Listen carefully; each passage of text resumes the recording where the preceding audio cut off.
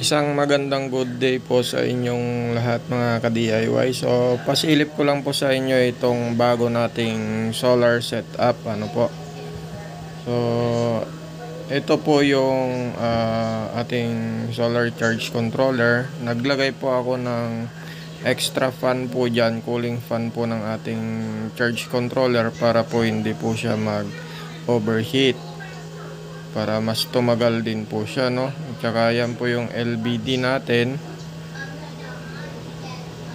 para dito sa ating inverter. So yan, meron po tayong inverter na 2000 watts, pure sine wave po yan. At saka yung pong relay para sa inverter din po para sa pag-disconnect. At yan po yung ating mga breaker at ang ating automatic switch. At ito po yung mga switch po ng kanyang load. At yung mga switch na yan, dito po yan na-connect sa ating main supply ng 12 volts na load. So, time check po tayo, 7:46 na po ng umaga, no? Pero kanina pa pong alas 7 po ng umaga ito sumindi at ginagamit na po natin ngayon, no? So, ayan po yung battery po niya, no? Dalawang Dynapower na pang sasakyan, pang kotse na 2SM. So ayan po yung gamit po muna natin ngayon dahil wala po tayong pambili ng mamahaling battery o yung lithium battery. Kaya yan na lang po muna, no? So yung unang load po niyan, ito po yung electric fan ng ating alaga. So ayan, ito po yung kanyang switch, no, yung sa electric fan. So ito pong electric fan po is magdamag po siyang nakasindi, no, 24 hours po siyang nakasindi, pero pinapahina lang po natin tuwing alas 5 hanggang umaga na po yon. Alas 7 ibabalik na po ulit natin sa speed po niya, no, para hindi naman po mainitan yung ating alaga. At itong extra fan po pala is kinonek ko po dito sa LVD po natin, no. Kasabay po niyang aandar itong inverter. Pag namatay po yung inverter, mamamatay rin po yung nilagay na extra fan or cooling fan ng ating charge controller. Ano po?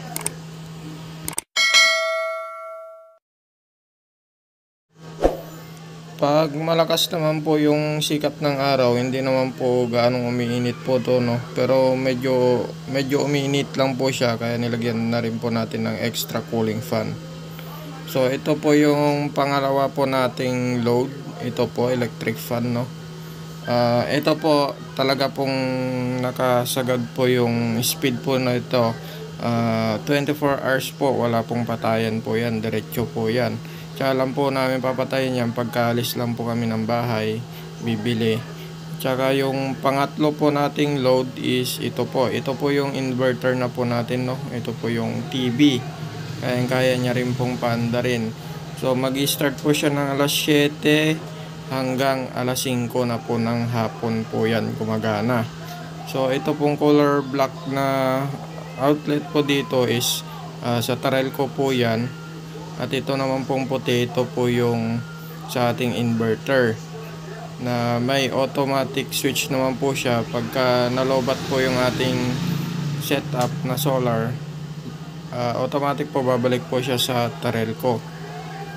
At ito po yung ating wifi, wala rin po yung patayan. Diretso pong nakasindi po yung wifi po natin, no. So 12 volts lang naman po yan, kaya pwede po siya sa ating direct na po sa battery. Tapos ito pong fan na po ito, sa isang solar setup naman po natin yan nakakonect. At kung napanood nyo po yung unang video po natin sa ating solar setup, ito po yon. Dito po natin siya na-connect yung sa solar panel po natin na 120 watts. Magdamag din pong nakasindi yan, no. Tapos ito po yung ibang load po nung ating lumang solar setup, yung ating 120 watts. So ito po yung mga switch po nya, no. Ito po yung electric fan. Yan po yung sinasabi ko po sa isang vlog po natin na kahit i-full speed po natin yung speed controller, hindi po nag-overheat yung ating motor o hindi po umiinit ng sobra-sobra. Hindi po tulad nung nandun po sa ating alagang aso na fan, yung DC motor po nun, umiinit po siya ng sobra pagka final speed po natin. Tapos ito pong switch na yan, sa aso naman po yan na isa doon sa labas. Tapos ito po yung ilaw po natin dito sa ating kusina. Ayan. So medyo mahina na po yung ilaw natin sa kusina, napundi po yata yung isang bulb po nya. So ito po yung ilaw po, no, yung dito sa labas na sinasabi ko. Ayan po.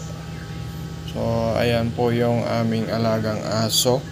Ayan po, nagkasakit po siya, nagka-distemper at nakasurvive naman po siya, pero yan po, hindi na po natanggal yung ganyang sakit po niya.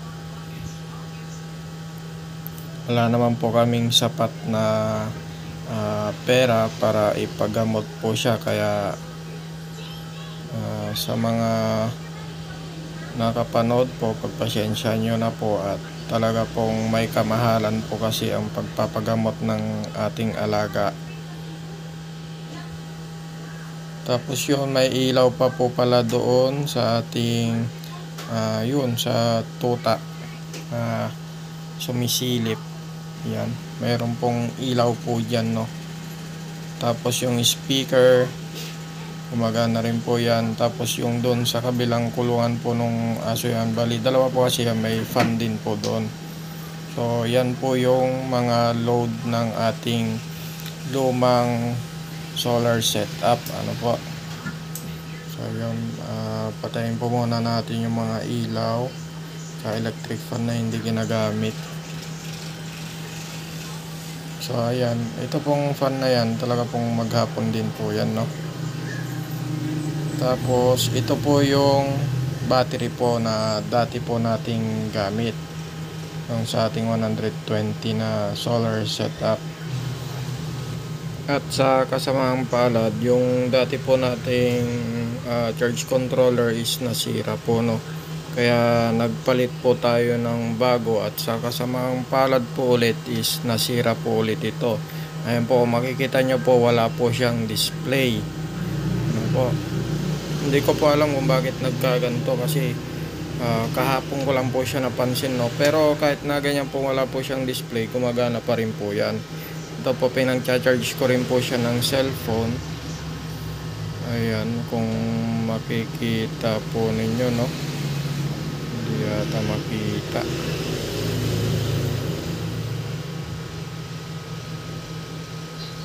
Ayun, kung makikita nyo po, no, nag-charge po siya. Ito, hugutin natin.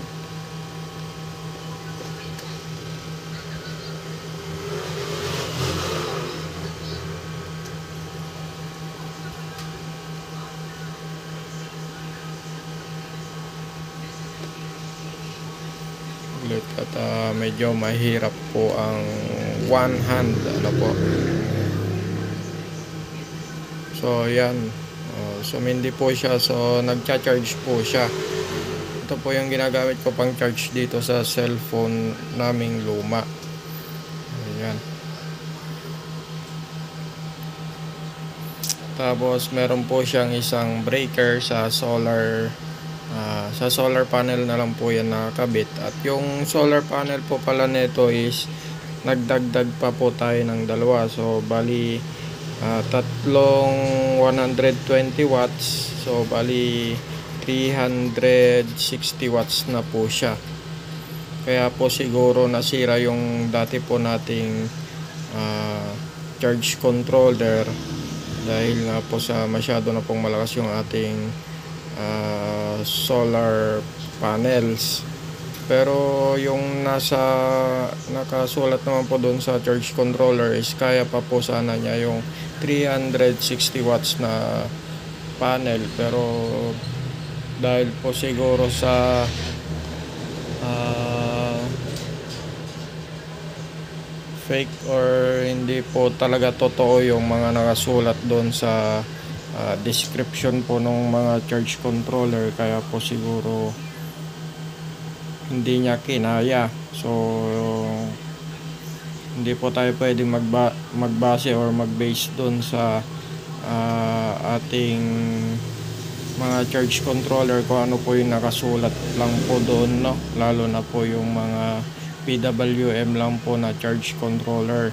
So mas maganda pa rin po yung MPPT. So ito po MPPT nga po ito, pero hindi po siya smart na charge controller. Hindi po tulad nung isa po nating charge controller, may kamahalan nga po siya, pero ito po magandang klase po yan, no? Yung charge controller na po yan, smart charge controller na po siya.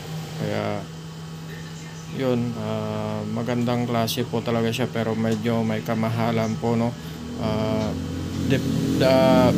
Kumpara doon sa ating mga mumurahin lang na charge controller. So kung may budget naman po, dito na po tayo sa mas mahal. Yung solar panel po pala na itong bago nating setup is 550 watts po siya na solar panel po, no? Isang buo po siya. Malaking solar panel po yung ginamit po natin dito. At talagang sulit naman po siya, no? Malakas po siya magkarga. Kaya po niyang i-full charge yung ating dalawang battery na Dynapower, no? Na 2SM. Kaya po niyang i-full charge. Ayan, so kung makikita nyo po, no, medyo malakas po yung sikat ng liwanag, o malakas po yung liwanag, no, kahit na medyo parang makulimlim, pero maliwanag po siya. Kaya nagamit po natin siya ng alas 7 pa lang po is napaandar niya na tong ating inverter.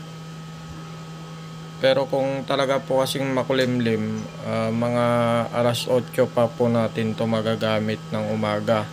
Hanggang hapon na po yun. Pero depende po, pagka talagang maghapon pong makulimlim, siguro hanggang alas 4 lang po natin siya pwedeng gamitin, para yung natitira pong isang oras hanggang alas 5, makakargahan pa po niya yung ating battery at nang may magamit po tayo sa gabi. Kaya hindi naman po sa binabantayan po, no? Kasi po meron naman po tayong automatic switch na lilipat po sa Tarelco once na nalobat po yung ating solar o yung battery, o kung naabot niya na po yung low voltage po na isinet po natin sa ating LVD. Pagka nag-off po yung LVD po natin, automatic po lilipat po yung ating power o yung supply po natin sa Tarelco, ano po. Pero ito pong mga 12 volts po nating supply, ayan po, talaga pong diretso po yan na naka sindi lang po, no?